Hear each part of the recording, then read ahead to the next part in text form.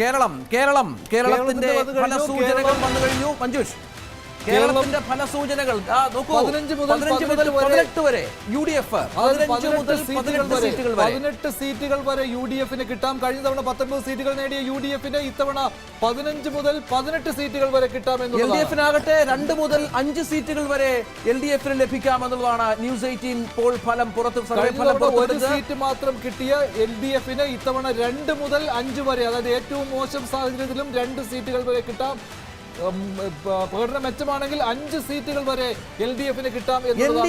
B J പിക്ക് N D എക്ക് 1 മുതൽ 3 സീറ്റുകൾ വരെയാണ് ന്യൂസ് 18 സർവേ ഫലം പ്രവചിക്കുന്നത്. 1 മുതൽ 3 സീറ്റുകൾ വരെ ഏറ്റവും മികച്ച സാഹചര്യമാണെങ്കിൽ ഒരുപക്ഷെ 3 സീറ്റുകളിലേക്ക് കടക്കാം N D A B J P എന്നുള്ളതാണ് ഏറ്റവും പ്രധാനപ്പെട്ട കാര്യം. എക്സിറ്റ് പോളിൽ കേരളം ഇങ്ങനെയാണ്. യു ഡി എഫിന് 15 മുതൽ 18 സീറ്റുകൾ വരെ തിളക്കമാർന്ന പ്രകടനം യു ഡി എഫിന് കേരളത്തിൽ ഉണ്ടാകും.